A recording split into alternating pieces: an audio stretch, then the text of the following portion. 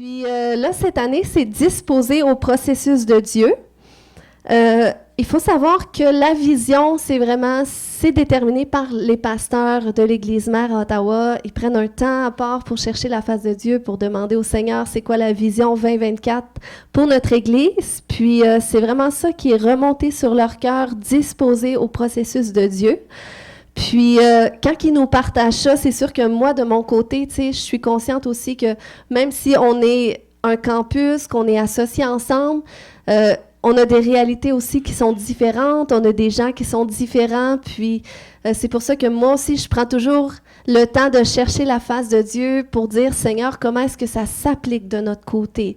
Qu'est-ce que tu veux faire par rapport à cette vision? Comment est-ce que ça nous parle en tant qu'Église? Puis je pense que vous aussi, vous devriez faire ça en tant qu'individu, de dire à Dieu, comment est-ce que ça doit me parler cette année, cette vision d'être disposé au processus de Dieu? Parce que je crois que ça nous parle à tous et chacun. Puis, honnêtement, quand j'ai entendu la vision, j'étais un petit peu surpris dans le sens que c'est comme je disais à Dieu, mais il me semble que durant toutes les 9 dernières années d'implantation de cette Église, on a été disposé à ton processus. Puis là, cette année encore, il faut encore... On dirait que moi, ça sonnait dans ma tête... Attente, il faut encore attendre le processus, tu sais, parce que quand tu entends le terme processus, des fois, ça peut entendre délai, tu sais. Il y a un processus avant que les choses arrivent. Fait que j'étais comme là, ben Seigneur, tu sais, qu'est-ce que tu veux nous dire par rapport à ça? Mais c'est comme le Seigneur me dit que non, ça ne veut pas dire disposer à mon processus, qu'il faut encore attendre ou que c'est des délais. Disposer au processus de Dieu, ça veut dire... aligné avec ce que Dieu fait. Ça veut dire synchroniser avec son mouvement. Puis, oui, des fois, il y a certains processus avec Dieu qui demandent un certain temps, qui demandent des étapes qui sont des fois plus lents, mais c'est toujours pour un but avec Dieu. Mais il y a aussi des processus avec Dieu qui sont accélérés.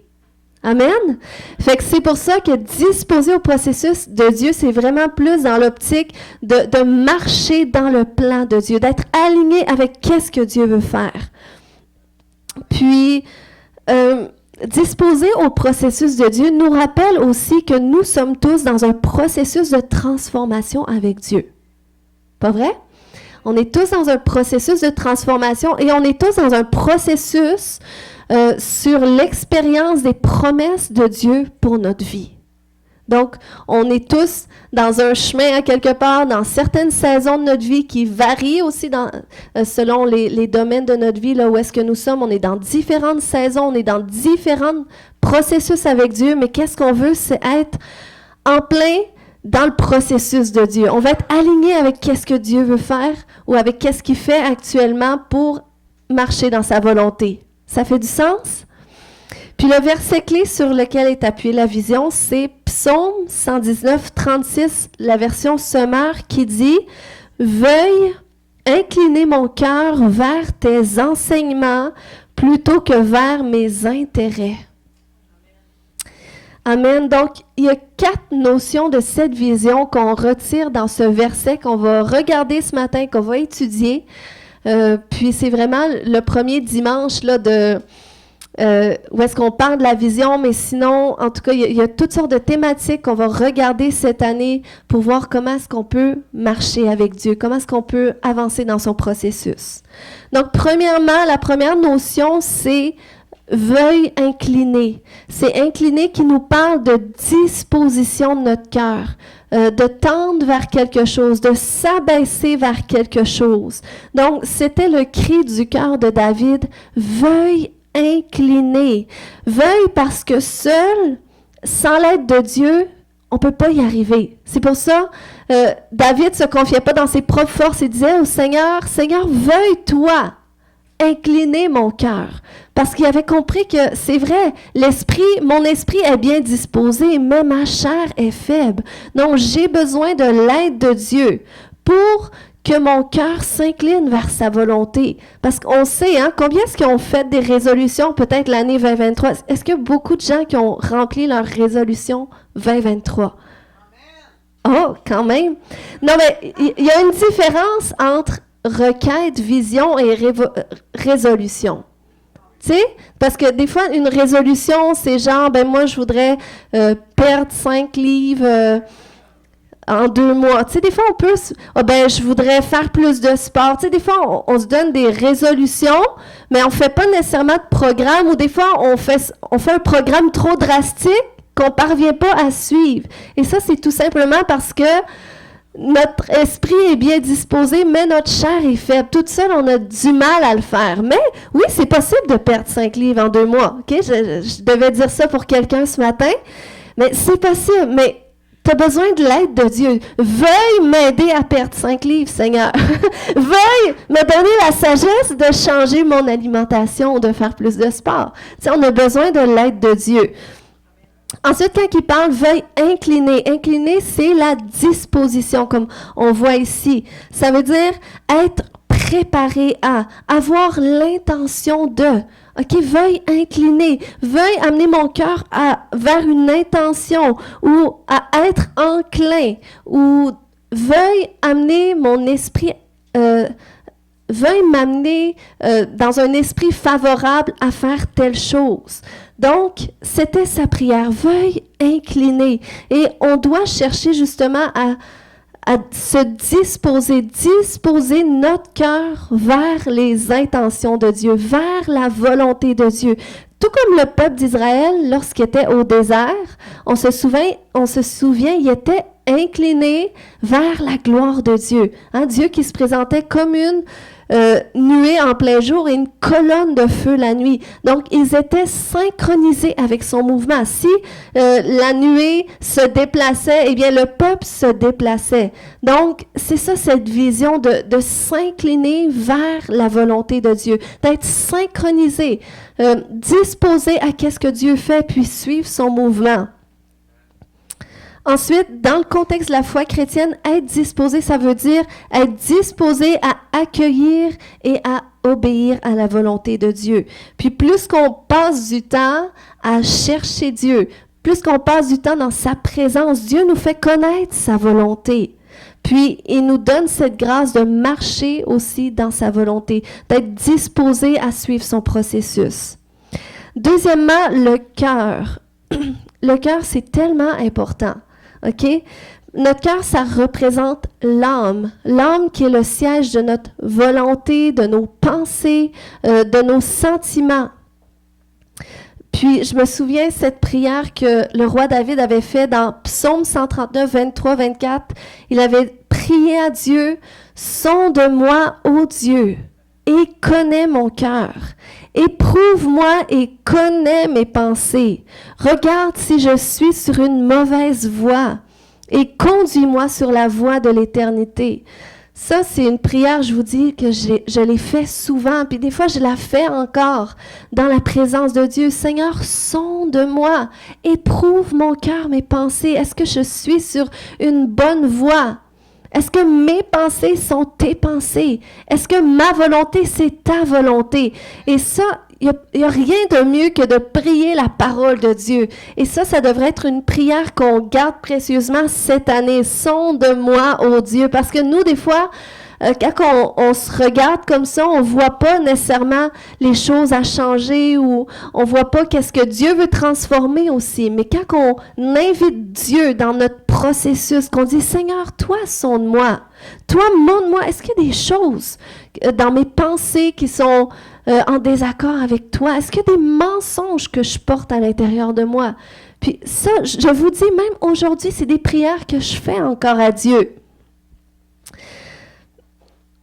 Ensuite, c'est vraiment important. Vous savez, notre cœur a un pouvoir incroyable dans notre volonté. Donc, c'est pour ça qu'on doit demander à Dieu de sonder notre cœur. Parce que notre volonté va être alignée avec notre cœur. Donc, c'est pour ça que Dieu veut absolument transformer notre cœur. OK? Il avait dit dans 3 Jean 1-2, « Bien-aimé, je souhaite que tu prospères à tous égards et sois en bonne santé comme prospère l'état de ton âme. » Dieu est concerné par notre âme. Il veut nous transformer, il veut faire une œuvre dans notre vie. Puis quand Jésus avait dit dans Luc 4-18, « L'Esprit du Seigneur est sur moi parce qu'il m'a oint pour annoncer une bonne nouvelle aux pauvres. Il m'a envoyé pour guérir ceux qui ont le cœur brisé, pour proclamer aux captifs la délivrance et aux aveugles le recouvrement de la vue, pour renvoyer libres les opprimés. » Lorsqu'il a dit ça, Jésus, si on prend le temps de réaliser, le ministère de Jésus était orienté à prime abord vers l'âme des gens, pour délivrer leur âme, pour guérir leur âme, pour restaurer leur âme. C'est ce que Jésus est venu faire lorsqu'il est venu dans ce monde, puis c'est ce qu'il continue de faire aussi. Hein, c'est l'œuvre du Saint-Esprit de nous amener dans cette vérité-là, de l'œuvre que Christ veut faire pour nous dans notre vie, de restauration, de transformation. Puis c'est pour ça que ça nous montre comment est-ce que Jésus est concerné par l'état de notre âme et il veut qu'on soit en bonne santé. Puis c'est tellement important parce que souvent, on veut être béni. Puis c'est normal, hein? Qui veut pas être béni? Tout le monde veut être béni. On veut être béni, mais des fois, on veut pas nécessairement être transformé. C'est comme des fois, on veut sauter le processus de transformation, mais ça fait qu'on n'expérimente pas nos bénédictions. Parce que souvent, l'un ne va pas sans l'autre. Le Seigneur te transforme à mesure que tu es prêt aussi de saisir et de contenir les bénédictions qu'il a pour toi. Amen? Donc, c'est pour ça que c'est tellement important. Puis, ici, nous sommes une Église qui traite les blessures de l'âme. Parce que le Seigneur nous a permis de comprendre cette importance-là. Puis c'est pour ça que cette année, je vous le dis tout de suite, je ne vous dis pas encore de date, mais je suis en train de préparer une retraite, OK, de 2 jours sur la guérison des blessures de l'âme. Je vous dis, ça va vraiment changer la vie de tous ceux qui vont assister. C'est extraordinaire, tout ce programme-là qui est planifié. Puis, je vais faire ça au printemps, puis ça va tellement être bénéfique. Mais je crois que c'est le ministère de Jésus. Jésus est concerné par notre âme et nous aussi, on doit être concernés. Puis c'est un processus, OK? C'est pour ça qu'il y en a qui peuvent être chrétiens depuis 20 ans puis expérimenter une délivrance. Parce que le Seigneur attend aussi que tu sois prêt à comprendre l'intervention que tu as besoin de sa part. Il y a des gens, c'est comme il y a des gens qui sont chrétiens mais qui ont un cancer pendant des années. Puis ça ne veut pas dire que Jésus ne guérit pas ou Jésus ne veut pas les guérir, mais Jésus veut les amener dans ce processus de prendre conscience aussi qu'ils peuvent être guéris. Puis de les amener justement à expérimenter leur miracle, même si, bon, des fois, on sait que c'est du cas par cas. Mais j'ai vu tellement de gens depuis que le Seigneur a commencé à délivrer des gens dans ce lieu. C'est comme le processus de transformation a avancé en accéléré, puis moi, ça me bénit tellement tout le temps. C'est comme, j'ai partagé un témoignage récemment d'une jeune dame qui avait expérimenté la délivrance elle aussi, puis ça avait été tellement touchant. Moi, ça me touche à toutes les fois de voir que, wow, comment est-ce que Jésus vient délivrer, puis la jeune dame a me partagé son témoignage, puis j'étais contente de le partager aussi publiquement parce que les chrétiens ont besoin de savoir que Jésus délivre. Ils ont besoin de savoir que si tu as tendance à être colérique ou contrôlant, bien, des fois, ça ne fait pas partie de ta personnalité. Des fois, c'est un esprit qui est là, qui est venu dans une blessure, puis tu peux être délivré de ça. Puis, c'est ça, dans le fond, j'avais prié pour cette jeune dame, puis elle a été complètement délivrée, puis elle a partagé le témoignage, puis suite à ça, il y a quelqu'un qui m'a écrit, puis c'est quelqu'un qui n'est même pas chrétien, puis c'est quelqu'un qui est quand même proche de moi, bon, indirectement, mais son message, je pensais jamais qu'elle aurait pu m'écrire pour me dire « Wow », elle dit je te suis de loin, je vois tout ce que tu fais. » Je pensais même pas qu'elle voyait tout ce que je publiais sur ma page personnelle. Elle dit « Je vois tout ce que tu fais. » Puis elle dit « Je vois vraiment que c'est surhumain, puis que c'est beau. » Puis elle dit, je vois le bien que ça fait. Puis en tout cas, elle était vraiment, touchée. Puis je voyais que c'est vraiment Dieu qui a fait ça. Puis, pour qu'elle-même, elle vienne me dire ça, elle n'était pas obligée, elle aurait pu juste le penser, mais c'est vraiment Dieu qui l'a poussée à ça aussi. Puis ça m'a tellement encouragée de dire, waouh, on a besoin de partager ces témoignages-là, parce que je sais que l'esprit religieux n'aime pas qu'on partage ces témoignages-là. Ils veulent pas, qu'on partage la gloire de Dieu. Comment est-ce que, oui, Dieu guérit, Dieu délivre, Dieu change les vies, puis il le fait concrètement. Puis, en tout cas, j'ai été vraiment bénie de ça, puis je sais que c'est grâce à ce témoignage-là. Puis moi, je vous encourage à témoigner aussi. Témoigner qu'est-ce que Jésus fait pour vous, qu'est-ce que vous expérimentez. Puis pas juste des témoignages d'il y a 20 ans, votre conversion, mais aujourd'hui, qu'est-ce que vous vivez avec Christ. Puis ça, je crois que le Seigneur veut faire des nouveaux témoignages dans notre vie aussi. Parce que des fois, ça peut être décourageant de dire, écoute, il me semble, ça fait 10 ans que je suis dans un désert, il ne se passe rien. C'est pas la vie chrétienne, OK? Parce que tu peux être dans un désert et expérimenter des percées extraordinaires puis voir la gloire de Dieu quand même. Amen. Donc, le Seigneur est concerné par notre âme. Puis, si on ne s'associe jamais avec la transformation que Dieu veut faire dans notre vie, c'est comme si on a un trou dans le plancher puis on leur met tout le temps un tapis par-dessus. Bien, à un moment donné, il va peut-être grossir le trou, puis même si tu mets un tapis, peut-être la maison elle va s'effondrer aussi. Tu sais, on ne peut pas continuellement avoir une maison puis jamais la rénover.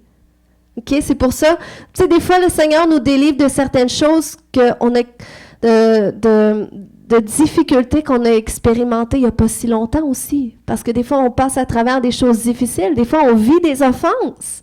Puis ça ouvre une porte à l'ennemi si on demeure dans l'offense. Fait qu'on peut devenir captif à tout moment. C'est pour ça, c'est pour ça que Pierre avait dit à un moment donné, veillez et priez parce que votre adversaire, le diable, rôde comme un lion rugissant. Il cherche qui dévorer. Puis il ne veut pas dévorer les gens qu'il ne connaissent pas. Il sait qu'ils sont déjà aveuglés. Mais cherche-nous à nous dévorer. Cherche-nous à nous faire perdre du temps. Mais c'est pour ça qu'on a besoin d'être alerte. On a besoin, lorsque tu as une relation personnelle avec Dieu, lorsque tu avances dans cette connaissance de Dieu, ben le Seigneur te fait connaître aussi l'état de ton âme. Puis qu'est-ce qu'il veut faire dans ta vie. Amen. Puis je crois particulièrement cette année que le Seigneur veut faire une œuvre accélérée à ce niveau-là dans chacune de nos vies, entre autres à travers notre Église. Parce que je crois que le Seigneur, dans les temps dans lesquels nous sommes, veut susciter des gens qui vont le représenter adéquatement. Parce qu'il y a eu trop de chrétiens même qui ont été déçus des autres chrétiens. Hein, souvent, c'est ça la réalité des choses. Pourquoi? Parce que beaucoup de chrétiens, même si on reçoit l'amour de Dieu, des fois, les chrétiens peuvent être les gens les plus méchants. OK? Peuvent être les gens les plus légalistes à juger les autres. Mais on ne doit pas rentrer là-dedans. Mais des fois, on rentre là-dedans. Pourquoi? Parce qu'on est humain aussi. OK? On a besoin de la grâce de Dieu. Puis quand on chemine dans notre transformation, ben le Seigneur nous permet, en tout cas, ça limite les dégâts. Mais je crois que dans ces temps, dans les derniers temps, dans lesquels nous sommes, Dieu veut susciter des gens qui vont le représenter adéquatement. Pas des gens qui vont être parfaits ou qui vont être mieux que d'autres, mais des gens qui vont être parfaits dans l'amour de Dieu. Et lorsque tu es parfait dans l'amour, c'est que l'amour de Dieu fait d'abord un ministère envers toi, un ministère de transformation, et c'est comme ça que tu peux impacter les gens autour de toi à travers l'amour de Dieu. Amen. Ensuite, troisième notion, c'est l'enseignement. Puis l'aspect de l'enseignement puis de la formation, c'est très important, OK? Puis c'est quelque chose qu'on va miser aussi en tant qu'Église, mais on doit chercher à grandir spirituellement, on doit chercher à maturer spirituellement. On ne peut pas toujours être au lait spirituel, OK? À un moment donné, on doit aller à un autre niveau. Mais ça fait que, je veux dire, C'est pas seulement en venant à l'église le dimanche que ça va arriver. C'est pas suffisant. Tu as une part à jouer, tu as une responsabilité à faire lorsque tu es chez toi à la maison. Tu as besoin, toi aussi, de grandir. Tu sais, à un moment donné, il faut que vous receviez aussi vos propres révélations de la parole de Dieu. Que quand vous allez parler à des gens, vous dites, « Ben, regarde, moi, qu'est-ce que j'ai lu, puis qu'est-ce que j'ai reçu? » Hein, on devrait tous avoir des révélations personnelles de la parole de Dieu. Puis lorsque tu la lis, à un moment donné, c'est ça qui vient. Des révélations. Puis ça bâtit ta foi. Ça bâtit ta connexion avec Dieu. Puis c'est comme ça que tu grandis, puis tu deviens plus mature aussi. Amen. Parce que je crois qu'on peut retarder aussi notre processus, OK?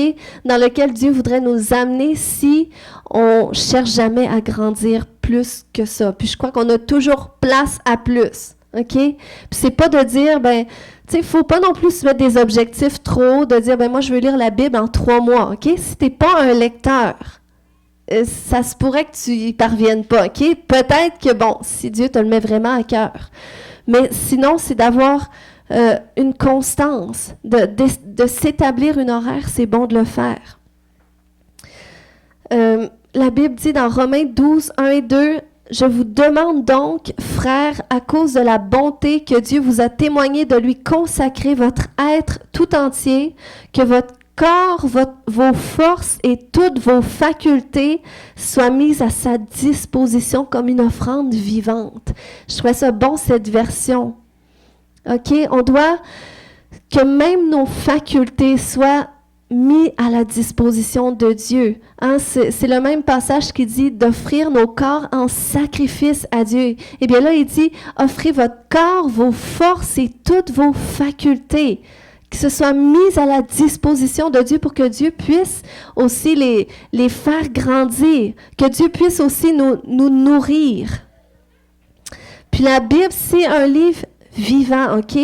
Puis souvent, OK, moi j'aimerais ça cette année, là, cette fameuse excuse de, ben moi je suis pas un lecteur ou quand je lis, je retiens pas, OK? Peut-être là, 5 ans, c'était bon, OK? Tu venais d'être chrétien, c'était correct. Mais là, OK, après un certain temps, cette fameuse excuse, là, tu dois passer par-dessus, OK? La majorité des gens, quand ils sont venus au Seigneur, ils n'étaient pas des lecteurs. OK? Puis la majorité des gens ne retiennent pas qu'est-ce qu'ils lisent. Mais pourtant, moi, souvent, ceux qui me disent, ben moi, je ne retiens pas ce que je lis, pourtant, c'est des gens qui sont tellement bons pour me raconter des choses qu'ils ont appris. Je me dis, ils ne retiennent pas les Écritures, mais regarde comment est-ce qu'il y a une mémoire pour ces choses-là. Donc, si tu as une mémoire pour bien des choses, le Seigneur a aussi pourvu une mémoire pour la parole de Dieu, OK? Puis, il suffit que tu commences à quelque part. C'est pas de lire trop non plus, mais si tu es capable de t'arrêter un instant, de lire un peu, puis de comprendre ce que tu lis, de chercher, de penser, c'est ça, méditer les Écritures, c'est de réfléchir sur qu'est-ce que tu lis, comment est-ce que ça fait du sens. Puis, il y a 3 éléments dans la parole de Dieu, OK? Mais juste avant, il y a ce verset, dans Psaume 119, 14, David avait dit « Je me réjouis en suivant tes préceptes, comme si je possédais tous les trésors. » Et je crois qu'on devrait avoir aussi cet engouement pour la parole de Dieu. J'ai tellement aimé ça. Je pense qu'il n'y a pas beaucoup de gens d'ici qui ont participé, mais il y a beaucoup de gens de l'Église d'Ottawa qui ont participé. Mais il y a quand même des gens qui ont participé ici. Puis j'étais très fière en pleine nuit de voir des gens de l'Église connectés. Mais on a fait un 3 jours de lecture biblique non-stop, jour et nuit. Puis on a fait ça durant le temps des fêtes. Moi, j'ai participé. Il y a des personnes de l'Église qui ont participé durant la nuit. Et je vous dis, en plus, quand j'ai participé à ça, je m'étais placée de nuit. Puis là, mon mari dit, « Mais pourquoi tu t'es placée de nuit? » Ben, j'ai dit, « Chérie, c'était pour pas prendre de temps familial. C'est un sacrifice. Je fais ça la nuit. » Fait que là, mais là, ça donne que les enfants, ils tombent super grippés. Puis d'habitude, ils dorment bien la nuit, mais là, ils se réveillaient toute la nuit. Mais là, moi, je devais surveiller le Zoom de nuit. Je m'étais mis un cadran, puis là, je surveillais le Zoom. Puis là, on sait bien quand les enfants se réveillent la nuit, c'est maman, c'est pas papa, c'est maman. Fait que là, j'étais là, en bas, au fond du sous-sol, puis là, maman! Fait que là, je me dépêchais, j'allais courir, je m'occupais de mon enfant, là, je redescendais au sous-sol sur le Zoom, puis là, j'étais à l'affût, il fallait que je surveille. Maman, là, toutes les 15 minutes, à un moment donné, il y en a un qui est malade parce qu'il faisait trop de fièvre. C'est des choses pas possibles qui arrivent jamais, mais durant ces 3 jours-là, les nuits étaient... En tout cas, j'arrêtais pas de me lever pour les enfants, mais c'était un super temps. Puis à toutes les fois que j'avais l'occasion, je me connectais sur le Zoom, puis on entendait la Bible qui était lue audiblement, puis c'était tellement bénissant, puis je ne sais pas pour vous, mais à toutes les fois que moi j'ouvre la parole de Dieu ou que je l'entends, on dirait que c'est comme si c'était la première fois que je l'entendais. C'est comme, il y a tout le temps quelque chose de nouveau que j'apprends. Puis, c'est une disposition de cœur que je me donne aussi. Je veux être disposée à qu'est-ce que Dieu veut me dire à travers sa parole. C'est un livre vivant. C'est impossible que tu lises un chapitre puis que ça ne te parle pas. Si ça ne te parle pas, c'est que tu as lu trop vite, fait que recommence. Il y a 3 aspects dans la parole de Dieu qu'on découvre. C'est le caractère de Dieu, ses promesses, puis ses plans. C'est ça la Bible. C'est pour découvrir le caractère de Dieu, ses promesses et ses plans. Fait que ça devrait changer notre perspective de lire. C'est pas juste de lire pour cumuler de l'information ou pour connaître l'histoire. Mais c'est un livre pour connaître Dieu. Pour connaître son caractère, comment est-ce que Dieu a agi à travers les années, à travers les hommes et les femmes qu'il a appelés? Comment est-ce qu'il a agi envers son peuple? Quelles sont ses promesses? Quels sont ses plans? C'est là qu'on découvre combien bon est Dieu. Si je vous parle de Dieu, c'est que j'ai appris à le découvrir à travers sa parole. C'est pas juste de parler de qu'est-ce que quelqu'un m'a dit de Dieu. Mais c'est qu'on doit faire nos propres découvertes de Dieu à travers la parole. La Bible dit aussi dans Psaume 103:7 que Dieu a manifesté ses voies à Moïse et ses œuvres aux enfants d'Israël. Puis on sait comment les enfants d'Israël, eh bien, ils ont pas été capables de marcher dans la soumission, dans l'obéissance à Dieu. Pourtant, ils connaissaient ses œuvres. Donc, vous voyez, c'est pas efficace, c'est pas suffisant de seulement entendre parler des œuvres de Dieu. À un moment donné, il faut que tu connaisses ses voies. Il faut que lui-même t'enseigne ses voies. Puis, lorsque tu es à l'écoute de ses voies, lorsque tu cherches à connaître ses voies, c'est là que tu vas voir Dieu à l'œuvre. Amen? Puis c'est là que ça fonde tes propres témoignages de Dieu. Quatrièmement, la 4e notion de la vision, c'est les intérêts. OK? Il dit, veuille incliner mon cœur vers tes enseignements plutôt que vers mes intérêts. OK? On a tous des ambitions, on a tous un agenda personnel. Puis c'est normal parce que lorsqu'on fait quelque chose, on veut le faire pour un but. Mais quelle belle prière de dire à Dieu, non pas mes intérêts, mais tes intérêts. Non pas ma volonté, mais ta volonté. Et on doit chercher à ce que Dieu incline notre cœur vers sa volonté. Puis des fois, lorsqu'on est trop centré sur nos intérêts à nous, même avec Dieu, c'est parce qu'on a peur que Dieu n'ait pas des bonnes choses pour nous. Okay? C'est parce qu'on a un manque de confiance en Dieu. Des fois, c'est à cause d'une mentalité orphelin, d'une mentalité associée au rejet, qu'on pense que nous-mêmes, on doit se faire rentrer dans notre destinée. Mais quand tu sais que Dieu, il y a des projets encore plus glorieux pour ta vie. Puis si tu lui demandes, Seigneur, incline mon cœur vers tes intérêts, vers ta volonté, je vous dis, depuis que je demande ça à Dieu, il y a beaucoup plus de choses que j'accomplis, que j'entreprends. Je reçois beaucoup plus de révélations que s'il aurait fallu que je sois avec ma pensée, ma perspective à moi, je ne serais pas devant vous aujourd'hui. Mais c'est que j'ai appris, puis je continue à apprendre parce que de ma propre chair, de ma propre initiative, c'est pas suffisant. J'ai besoin de demander à Dieu, Seigneur, veuille incliner mon cœur vers tes enseignements plutôt que mes intérêts. Veuille incliner mon cœur vers tes intérêts. Puis, des fois, le Seigneur, il nous appelle à mettre de côté notre agenda pour suivre son agenda. Et puis, il va nous tester comme ça, de voir est-ce que tu désires plus Dieu que ton appel? Parce qu'on a tous un appel de Dieu sur notre vie. Dieu veut faire des choses extraordinaires à travers tous et chacun, sans exception. Il n'y a personne qui est plus important qu'un autre parce qu'on a tous des dons, des talents qui sont uniques, puis que Dieu veut voir à l'œuvre. Mais il veut voir, est-ce que ça nous intéresse plus que juste Dieu? Si j'avais juste Dieu, mais j'avais rien d'autre autour, est-ce que je serais comblée quand même? Et le Seigneur veut le voir. Puis souvent, le Seigneur, dans ces processus-là, où est-ce qu'il nous appelle à mettre de côté notre appel ou nos dons, nos talents, eh bien, le Seigneur va travailler notre caractère. Et ça, c'est tellement important, le caractère, parce que tes dons, oui, vont te faire une place dans le ministère, dans une entreprise, à quelque part dans la société. Tes dons vont te faire une place. Fait que Dieu te donne des dons pour ça. Mais ton caractère va te garder là. OK? Ton caractère va te garder marié. OK? Tu peux être quelqu'un qui est super, un homme, une femme extraordinaire. Tu te maries, mais est-ce que tu vas rester marié?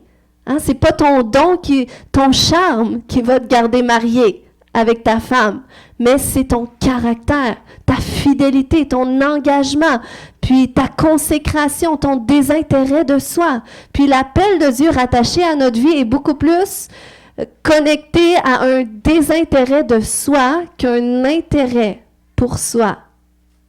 Amen. Donc ça, c'est des choses que Dieu travaille. Puis curieusement, c'est ce qui nous apporte beaucoup plus de satisfaction. Lorsqu'on fait la volonté de Dieu, il n'y a rien qui nous satisfait plus que ça. Et ça, c'est parce que Dieu nous connaît, puis il connaît qu'est-ce qui est bon pour nous, il connaît qu'est-ce qu'il a mis en nous aussi.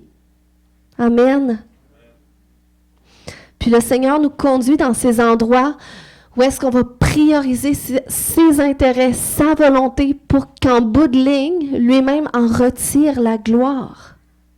Parce que si on fait des choses glorieuses, mais que ça ne tient pas dans le temps, bien, je veux dire, tant qu'à ça n'a pas donné grand-chose. Mais si ça perpétue dans le temps, puis même ça perpétue sur les générations d'après, là, on peut se dire que qu'est-ce qu'on a accompli? Bien, Dieu était avec nous, puis Dieu le fait perpétuer parce qu'on a un Dieu qui travaille de génération en génération.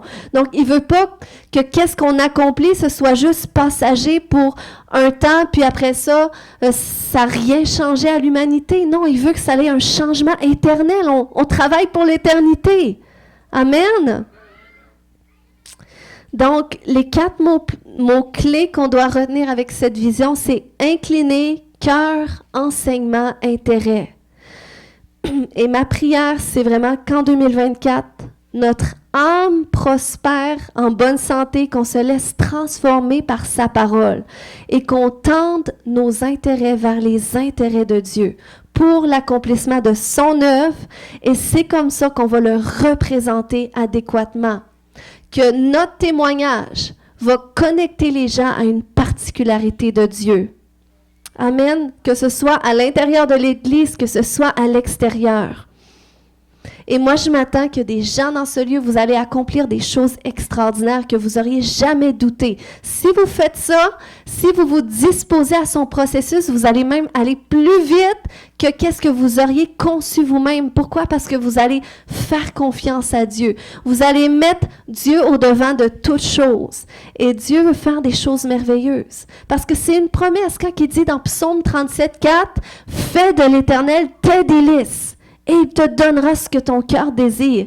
Il dépose dans ton cœur ton appel, des désirs par rapport à ta vie, par rapport aux circonstances autour de toi. Ça vient de lui. Mais il dit pour les voir s'accomplir, fais de moi tes délices, fais de moi ta priorité. Puis c'est une promesse. Il dit, si tu fais de moi, des fois je dis à Dieu, Seigneur, parce que je fais de toi ma priorité, je vais voir qu'est-ce que je désire dans cette situation-là. Et je peux le dire avec conviction parce que je sais que c'est vrai. Amen. Et je crois que Dieu va aussi susciter des gens, OK? Il y a des gens, peut-être que vous n'avez jamais vu dans cette église, OK? Parce qu'il y a des gens qui n'attirent pas nécessairement les regards, mais Dieu va les utiliser. C'est drôle parce que je repensais quand je faisais ce message-là, je repensais comment est-ce que Dieu avait fait des choses avec moi que jamais j'aurais douté, OK? Que moi-même j'aurais pu faire. Puis, juste de répondre à mon appel, pour moi, ça a été vraiment un sacrifice de soi. OK? Il y en a qui doivent sacrifier leur appel pour faire des choses que ça leur tente pas ou quelque chose, mais moi, c'est comme je devais sacrifier ma vie pour faire qu'est-ce que Dieu me demandait. Parce que c'était forçant pour moi, c'était pas naturel pour moi de... si je reviens juste à cet exemple, par exemple, d'amener la parole de Dieu, pour moi, c'était tellement inconfortable de faire ça parce que c'était pas dans ma nature.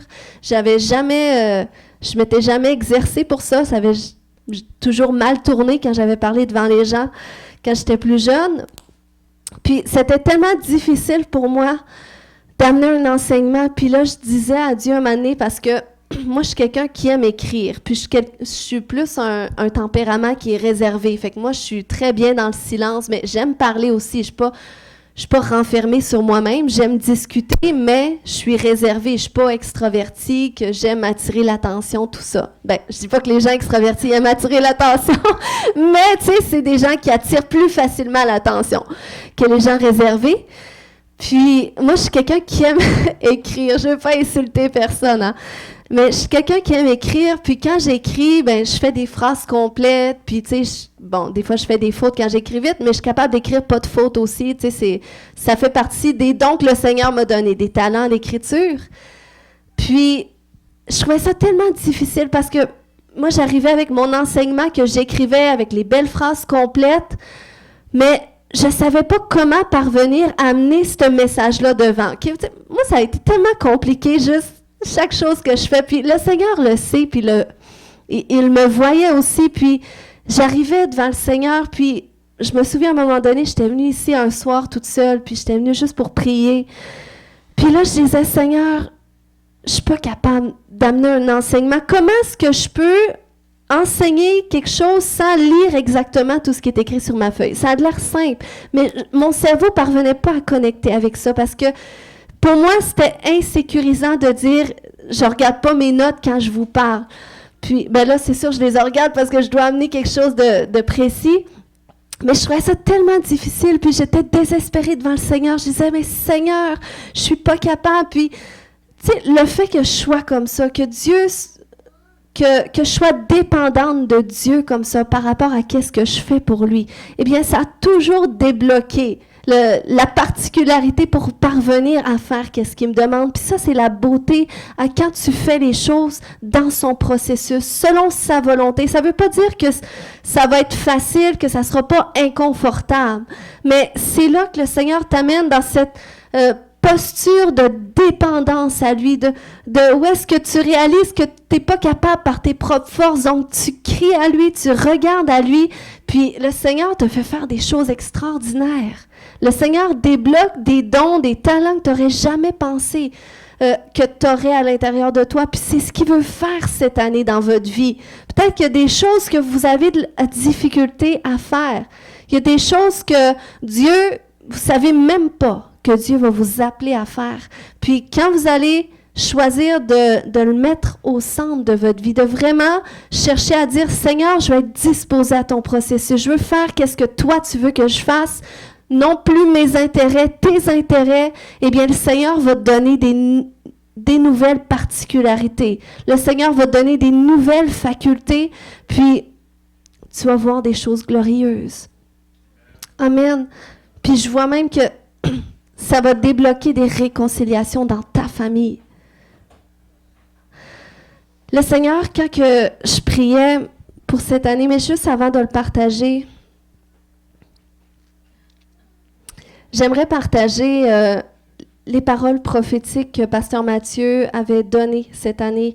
Il y a quelque temps, il était venu à notre église, puis c'est une parole pour nous, puis ça s'aligne avec la vision aussi, mais j'aimerais qu'on prenne le temps de réaliser que c'est vraiment qu'est-ce que Dieu veut faire. Une parole prophétique, c'est là que Dieu confirme son plan, sa volonté. Puis, qu'est-ce qu'il avait reçu de Dieu? C'est que nous sommes les instruments que Dieu va utiliser pour amener la transformation dans les vies, dans la région. OK? Vous et moi, nous sommes des instruments que Dieu va utiliser pour ça. Nous sommes dans la phase construction, rénovation intérieure. Dieu refait les fondements. Dieu prépare des outres neuves pour un vin nouveau. Le Seigneur place dans ce lieu des gens qui apporteront la vision dans une nouvelle dimension.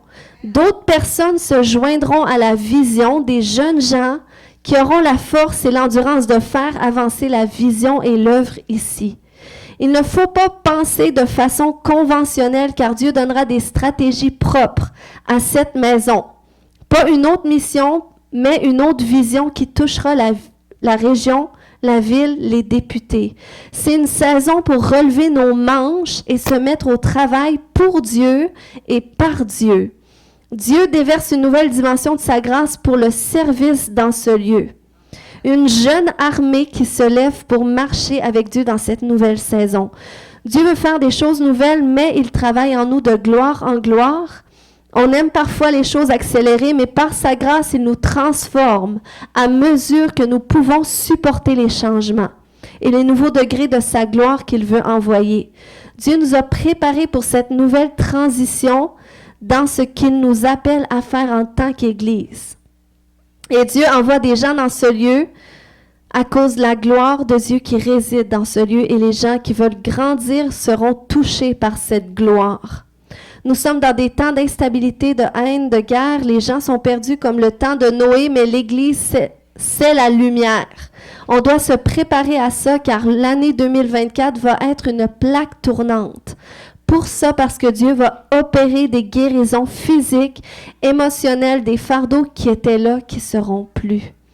Donc, on doit préparer nos cœurs. Amen. Puis, Pasteur Marlène, qui était venue aussi, avait reçu que vous êtes, parce que vous êtes humble de cœur et soumis à l'autorité de la maison, à mon autorité, dit Dieu, je vous ai reconnu en tant que tribu des affamés. Y a-t-il des affamés ici? 2, 3, OK. Bon. Du restant en qui j'ai mis ma confiance, vous serez l'un des berceaux du grand réveil que j'ai annoncé. Est-ce qu'il y a des gens qui le croient? Moi, je crois à 100%, OK? Moi, je le crois à 100%, puis on doit s'associer à ça. Qui est disposé au processus de Dieu, c'est parce que Dieu veut faire des choses extraordinaires. OK? C'est parce que Dieu veut amener un réveil, il veut susciter un réveil autour de nous. Puis, il y a un mot personnel que j'ai reçu pour cette année, puis vraiment, j'associe pleinement ma foi avec ce mot-là. Je prie presque à toutes les fois que je suis en prière, mais ça, c'est un mot qui est pour vous aussi. C'est un mot que j'ai reçu dans la prière, puis je l'ai reçu ensuite par rêve, puis Dieu a confirmé par des signes extraordinaires juste toute la semaine passée, en une semaine. Mais le mot que j'ai reçu, c'est double. C'est que Dieu veut faire au double, OK? De qu'est-ce qu'il a prévu faire, de qu'est-ce qu'il fait actuellement, qu'est-ce que vous voulez voir arriver, OK? Qu'est-ce qui est dans votre cœur, OK? Il y a tous des choses qui sont dans votre cœur, des choses que vous voulez voir arriver, puis ça s'aligne avec la volonté de Dieu. Eh bien, Dieu veut répondre au double. Donc, ça veut dire que c'est un appel pour élargir notre foi avec qu'est-ce que Dieu veut faire. Donc, cette fameuse prière de Jaébé, de Seigneur, étends mes limites, OK? On doit dire, Seigneur, étends les limites de ma foi, étends les limites de ma perspective pour le double que tu veux faire. Puis, c'est vraiment ça que Dieu veut faire, que ce soit double connaissance, double onction, double grâce, double opportunité, double faveur. OK? Qu'est-ce qui résonne dans votre cœur que vous voulez voir dans votre vie qui s'aligne avec la volonté de Dieu? Dieu veut le faire, pas seulement un peu, mais au double. Et ça, c'est vraiment un mot que je vous invite à prier. Parce qu'on doit cesser, là, c'est comme de se contenter de peu. Puis moi, c'est ce qui résonnait, c'est ce que Dieu me parlait personnellement pour moi, de dire, là, il faut que tu arrêtes de te contenter de peu. OK? Là, tu as été dans une saison où est-ce que tu as vu peu, puis tu t'es contenté de ce peu-là, tu m'as loué pour ça, mais là, je veux faire au double. Fait que moi, il faut que je me prépare dans la foi. Si je prépare pas ma mentalité, ben je peux pas m'associer avec qu'est-ce que Dieu veut faire. Mais si je veux voir au double, eh bien, je dois élargir ma foi, je dois demander le double. Puis, il y a plein de choses personnelles que Dieu m'a inspiré par rapport à ça, que c'est personnel à moi. Je pourrais vous en parler après que je le vivrai parce que c'est comme ça. Mais juste un exemple que je peux vous donner, c'est que dans un rêve que j'ai fait, il y a un homme qui vient vers moi puis qui me dit « Quel objectif que tu mets devant le Seigneur pour l'année 2024? » Puis, tu sais, c'est un rêve. Quand j'ai ce type de rêve-là, je décide pas. Tu sais, c'est pas connecté avec les prières que j'ai faites nécessairement. C'est un rêve de Dieu. Puis là, quand il me dit ça, j'allais ouvrir la bouche pour faire un décret prophétique pour notre Église. Puis, c'est comme je voyais, on est environ une cinquantaine dans l'Église, fait je voyais notre Église passer à 100 personnes, le double.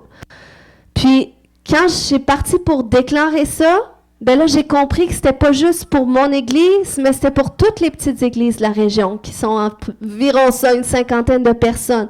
Fait que là, j'ai déclaré ça pour toutes les églises de la région. Mais j'ai compris que c'est le double que Dieu veut faire. Puis, il veut doubler les églises, OK? Mais ce double-là, c'est des nouvelles âmes qui viennent à lui. Amen. Fait que, vous voyez comment est-ce que Dieu veut se servir de vous? Parce que c'est qui va les amener, ces âmes-là? C'est pas moi en prêchant mon message le dimanche. C'est vous la semaine.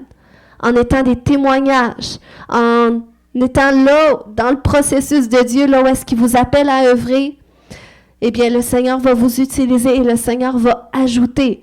C'est pleinement ce qu'il veut faire, OK? C'est pas le double dans l'Église parce qu'on veut pouvoir dire que notre Église est plus grande, OK? C'est pas une question de performance, mais c'est vraiment une question que dans les temps dans lesquels nous sommes, Dieu veut sauver les âmes. Dieu veut remplir les églises d'âmes qui ont été touchées par lui, qui veulent le connaître, qui veulent grandir dans ses voies, et pour ça, Dieu va nous utiliser. Mais imaginez si on fait rien, qu'on ne se dispose pas au processus de Dieu, qu'on ne se dispose pas dans notre propre transformation avec qu'est-ce que Dieu veut faire, si on ne s'associe pas avec lui, eh bien, on ne vivra pas ces choses-là. Peut-être que vous allez le voir autour de vous, mais vous ne serez pas participant du mouvement. Mais le Seigneur veut que vous soyez participants. Il vous a choisi pour faire une œuvre glorieuse.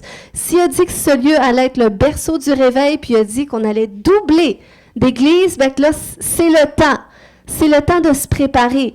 Puis, juste un exemple, OK? Je vous donne un exemple personnel. Comment est-ce que ça s'est appliqué à moi? C'est que quand j'ai compris que le Seigneur veut que j'élargisse ma perspective, parce que le Seigneur, il a parlé des choses sur ma vie aussi. Pourquoi? Parce que je prends du temps avec lui, puis le Seigneur me révèle des choses, il met des choses dans mon cœur, puis il confirme dans des rêves aussi qu'il me donne, puis des choses que je note. Fait que c'est pour ça que je sais qu'est-ce que Dieu me dit. Si tu veux savoir qu'est-ce que Dieu te dit, questionne-le, puis sois attentif à qu'est-ce que tu reçois dans ton cœur, puis aux rêves que tu as. Le Seigneur confirme les paroles prophétiques que tu vas avoir. Des fois, il y en a qui viennent à l'église, ils ont une parole prophétique, ils pensent que c'est juste un encouragement de la personne. Mais non, c'est une parole de Dieu. Donc, sois attentif à qu'est-ce que Dieu dit.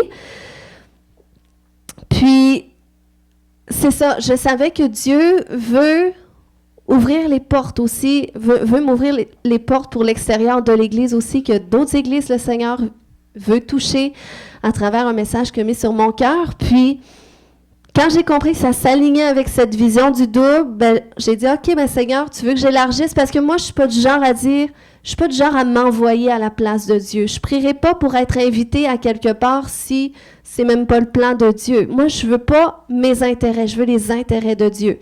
Mais là, quand Dieu m'a dit, là, il faut que tu élargisses ta foi, il faut que tu t'associes à moi. Donc, il faut que toi-même, tu ailles chercher qu'est-ce que j'ai mis dans ton cœur. Et j'ai dit, OK, mais Seigneur, les églises qui ont besoin du message que tu as mis dans mon cœur, que les invitations viennent. Puis j'ai commencé à déclarer des choses comme ça.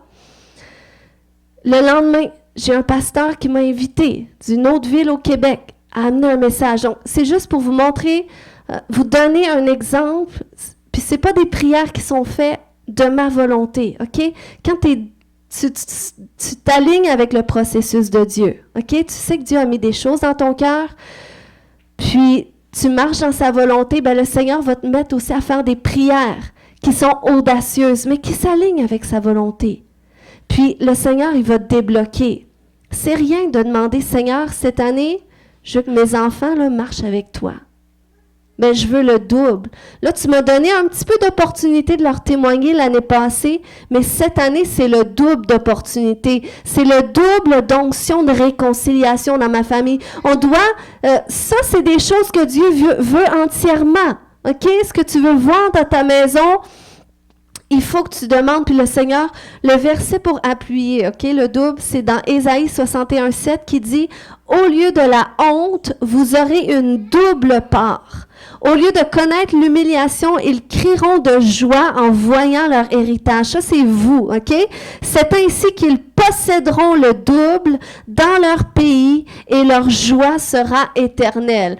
Le Seigneur veut faire le double dans votre vie. Le double de ce que vous avez vu, le double de ce que vous avez expérimenté. Oui, ça demande votre collaboration, OK? Mais le Seigneur va vous montrer les stratégies, les étapes, puis le Seigneur va déverser au double parce que ça va être votre témoignage. Amen. Là, on va prier ce matin. J'inviterai Samuel au piano. Alléluia, merci Seigneur. Est-ce qu'on peut se lever tout le monde ensemble? Seigneur, je te rends des actions de grâce pour ta parole. Seigneur, je te rends des actions de grâce parce que oui, tu veux nous disposer à ton processus, Seigneur Dieu. Tu veux faire une œuvre dans notre vie, une œuvre glorieuse, une œuvre merveilleuse. Et tu veux faire une œuvre, Seigneur Dieu, dans les familles autour de nous, dans nos propres familles. Tu veux faire une œuvre glorieuse dans nos villes où est-ce qu'on habite, dans nos villages, dans cette région. Tu veux faire une œuvre glorieuse. Puis tu nous as choisis pour être participants de ton œuvre, Seigneur Dieu. Alléluia. Seigneur, je te prie, Père, je te prie, Seigneur, comme ce verset clé. Seigneur, veuille incliner nos cœurs vers tes enseignements, vers ta volonté, Seigneur Dieu, plutôt que vers nos intérêts cette année. Seigneur, nous inclinons nos cœurs devant toi aujourd'hui, afin d'être synchronisés avec ton mouvement, avec qu'est-ce que tu fais, avec qu'est-ce que tu veux faire, Seigneur. Je te remercie, Père, parce que tu es vivant. Je te remercie, Seigneur Dieu. Je prie que tu révèles à tous et chacun qu'est-ce que tu les appelles à travailler, Seigneur Dieu. Je te prie que tu leur révèles, Seigneur Dieu, qu'est-ce qui est sur ton cœur pour eux cette année, Seigneur Dieu. Je te prie que tu leur révèles, Seigneur Dieu, qu'est-ce que tu veux doubler dans leur vie, Seigneur Dieu. À quel niveau est-ce qu'ils doivent élargir leur foi? Alléluia, si c'est la prospérité. Alléluia, si c'est le double des dettes que tu dois payer cette année. Le Seigneur veut plus que tu sois dans les dettes. Là, le Seigneur, il dit, cette année, c'est assez. Tu te positionnes pour régler toutes ces dettes. OK? Les combats familiales que tu vivais, les combats dans le couple, cette année, ça s'est réglé. Ça fait même pas partie du double, ça s'est réglé. Le Seigneur veut régler au complet. Il y a des choses cette année que le Seigneur va régler au complet alors que tu veux t'associer avec lui, te disposer à son processus, le mettre au-devant de toutes choses, faire de lui ta priorité. Il y a beaucoup de choses que Dieu va régler dans ta vie. Seigneur, je te remercie. J'associe, Seigneur, ma foi avec mes frères et mes sœurs, Seigneur Dieu, en guise de qu'est-ce que tu veux accomplir dans leur vie. Et je déclare et je décrète cette année que tous les conflits familiaux sont réglés dans le nom de Jésus. Je déclare que l'esprit de division, l'esprit de discorde dans les maisons quitte maintenant dans le nom de Jésus. Alléluia. Seigneur, je déclare qu'on reçoit une double part de l'onction de réconciliation. La réconciliation sera rétablie dans nos maisons et dans nos familles, Seigneur, dans le nom de Jésus-Christ. Père, je te remercie, Seigneur Dieu, tu t'es fait pauvre, Jésus, afin qu'on soit riche. Peut-être que les années passées, on a lutté avec des dettes, mais cette année, dans le nom de Jésus, l'esprit de pauvreté et de manque de sagesse dans nos dépenses nous quitte maintenant dans le nom de Jésus. La malédiction de pauvreté, je la brise maintenant dans le nom de Jésus et je réclame ta prospérité maintenant, au nom de Jésus. Que toutes tes dettes soient réglées surnaturellement. Seigneur, je te remercie pour les stratégies divines que tu donnes pour les dettes qui vont se régler, Seigneur. Ça, c'est pas des problèmes qui vont perdurer dans le temps, dans 2024, dans le nom de Jésus. On te remercie et on te rend grâce, Seigneur, parce que tu es fidèle, parce que tu es glorieux, Seigneur Dieu. Alléluia. Y a-t-il des gens ce matin qui commencent à positionner leur cœur pour le double? Parce que le Seigneur veut déjà te parler maintenant du double qu'il veut faire. Le Seigneur veut te révéler le double qu'il veut faire. Alléluia, Seigneur, je te remercie. Tu dis, Seigneur, au lieu de la honte, ils auront une double part. Ils auront un double héritage. Alléluia. Double bénédiction, double grâce, double faveur, double promotion. Koya Shata, qui doit vivre une promotion dans son travail?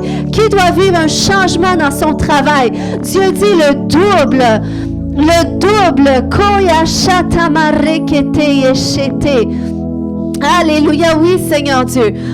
Viens élargir notre foi. Commence à demander à Dieu, étends les limites de ma foi. Viens élargir ma foi. Viens étirer ma foi. Viens étirer ma foi. Dans le nom de Jésus, je renverse la mentalité de petit peu. Je renverse la mentalité de pauvreté spirituelle. Parce que Dieu veut faire des grandes choses. Et c'est le temps que tu t'associes avec qu'est-ce qu'il veut faire. Au nom de Jésus, je renverse le contentement dans le nom de Jésus. Je renverse cette mentalité de rejet même qui t'empêche de te voir là où est-ce que Dieu, lui, veut te placer. Dans le nom de Jésus-Christ. Et je te replace maintenant, je te positionne dans ta destinée, dans les projets glorieux que Dieu a pour ta vie. Si Dieu a dit qu'il veut te donner les nations en héritage, alors demande les nations en héritage. Si c'est quelque chose qui brûle dans ton cœur, alors demande et Dieu va te donner le double. Alléluia, Seigneur, je te remercie. Je te rends grâce, Seigneur Dieu, pour le double, Seigneur Dieu. Le double onction, Seigneur Dieu. Le double facilité de lire la parole de Dieu. Le double concentration. La double mémoire pour se rappeler tes écritures. Oui, Seigneur, on se positionne pour le double, Seigneur Dieu. On se positionne. Tu dis que ça va être notre témoignage, Seigneur Dieu. Qu'on va crier de joie, qu'on va se réjouir dans ton pays, ici. Alléluia, Seigneur, je te remercie pour tous mes frères et mes sœurs, Seigneur Dieu. Je te remercie pour le processus de transformation, de restauration dans les vies, Seigneur Dieu. Dans le nom de Jésus, Père, je te prie, Seigneur, de les amener dans les processus de guérison, de transformation qu'ils doivent vivre pour ta gloire, Seigneur Dieu. Que ton nom soit glorifié, que ton nom soit magnifié, Seigneur Dieu, dans nos vies. Alléluia.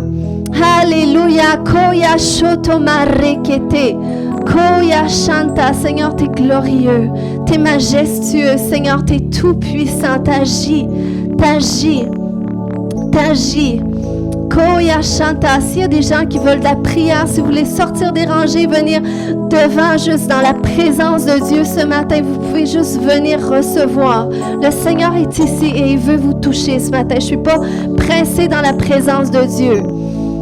Koya Shanta, on est quand même le premier dimanche de l'année. Si le Seigneur a prévu déclarer des choses sur votre vie, vous voulez recevoir une parole de Dieu, alors vous pouvez venir devant ce matin. Koya Shanta, si vous voulez de la prière, simplement venez devant. Alléluia, Seigneur, je te remercie, Père, parce que tu es vivant, tu es glorieux, Seigneur Dieu. Je te remercie, Papa. Alléluia. Alléluia, je décrète ta bénédiction, Seigneur Dieu, dans tous les domaines de sa vie, Seigneur Dieu. Dans tous les domaines de sa vie, alléluia. Dans tous les domaines de sa vie. Dans tous les domaines de sa vie, tout ce qui était séparé. Alléluia. C'est comme si je vois qu'il y a certains endroits, c'est comme si je vois qu'il y a une séparation, comme s'il n'y avait pas eu de continuité entre deux choses. Puis c'est comme si ça l'a occasionné un espèce de trou. Puis c'est comme si je vois deux choses qui ont du mal à se rejoindre. Puis, alléluia, dans le nom de Jésus, Seigneur, viens recoller ces morceaux, Seigneur Dieu. C'est peut-être dû à une blessure, Seigneur Dieu. Je prie que tu viennes recoller ces morceaux. Alléluia. Alléluia, Seigneur Dieu, viens guérir son cœur, Seigneur Dieu. Viens pourvoir à qu'est-ce qui a manqué, Seigneur Dieu, et qui a occasionné, Seigneur Dieu, ces fissures, qui a occasionné par cette séparation en lui, Seigneur Dieu, même par rapport à son appel, Seigneur Dieu, parce que cette année, tu veux offrir une continuité, Seigneur Dieu, puis tu veux faire quelque chose de plus glorieux qu'il a vécu jusqu'ici, Seigneur Dieu.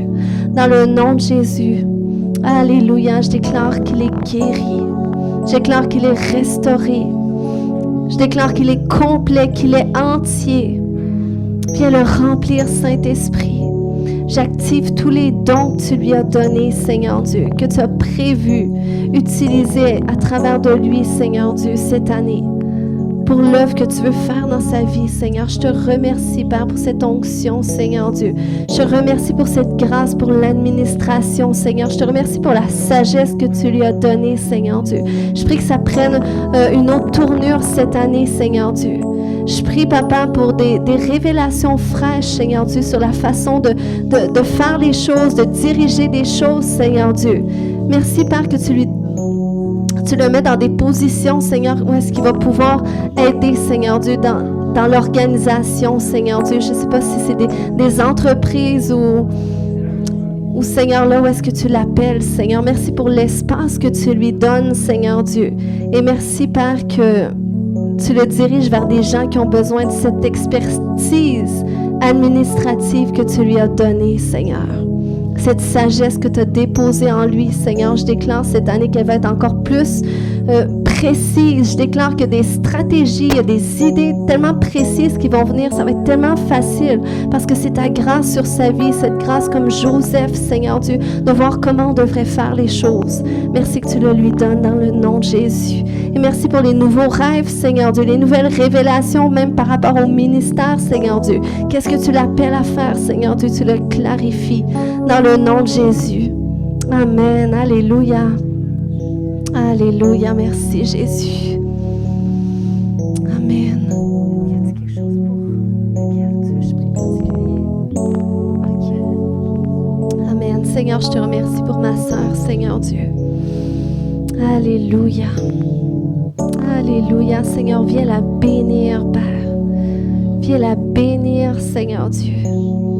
Viens déverser ton onction, ta grâce, Seigneur Dieu. Tu recolles tous les morceaux, Seigneur Dieu. Cette année, Seigneur Dieu, c'est une année, Père, où est-ce qu'elle va se sentir complète, où est-ce qu'elle va se sentir entière, Seigneur Dieu. Où est-ce que ta présence, Seigneur Dieu, va couler à travers elle, Seigneur Dieu. C'est comme elle va ressentir une nouvelle dimension de ta présence, Seigneur Dieu, à travers de sa vie. Dans le nom de Jésus. Dans le nom de Jésus. Seigneur, prends tous ces fardeaux, Seigneur Dieu, et amène-le dans ton repos, un repos surnaturel, un repos mental, un repos dans ses pensées. Le Seigneur t'aime tellement, puis le Seigneur dit t'es parfaite, donc tu n'as pas besoin d'essayer de plus, mais juste laisse-le te conduire, laisse-le te diriger. T'es parfaite comme tu fais tout ce que tu dois faire, donc laisse juste le Seigneur te diriger. Laisse juste le Seigneur te porter. Puis laisse sa présence faire une œuvre restauratrice, transformatrice, une œuvre d'apaisement. Seigneur, merci, Papa, pour ta présence. Je prie qu'elle vive ta présence dans une nouvelle dimension cette année, Seigneur Dieu. Merci qu'elle va vraiment se sentir avec toi comme si qu'elle marchait côte à côte avec toi, Seigneur Dieu. Puis à la fois enveloppée par toi, Seigneur. Ta présence cette année, c'est cette connexion avec toi qu'elle va ressentir, ta voix qu'elle va entendre, Seigneur Dieu. C'est une nouvelle communion, Seigneur Dieu. Je te remercie, Père, que tu le fais, Papa, parce que tu l'aimes tellement, puis tu veux lui faire vivre des choses nouvelles, parce que c'est sa prière. C'est comme si ta prière, c'est de vivre quelque chose de nouveau, de vivre des choses nouvelles. Mais le Seigneur va te faire vivre des choses nouvelles cette année. Puis il va te les faire vivre avec toi. Il veut te prendre par la main, il veut t'envelopper en même temps, puis il veut partir avec toi vers des nouvelles aventures. Dans le nom de Jésus, je vais ouvrir ces nouvelles aventures que tu as pour elle, Seigneur Dieu. Je te remercie, Papa. Je te remercie. Au nom de Jésus, je déclare Je vais réactiver même ses rêves la nuit. Il y a des nouveaux rêves qui vont venir, des rêves très précis, des rêves prophétiques, des rêves pour la préparer à qu'est-ce que tu veux faire, Seigneur Dieu, dans la suite. Merci pour cette nouvelle communion dans le nom de Jésus. Amen.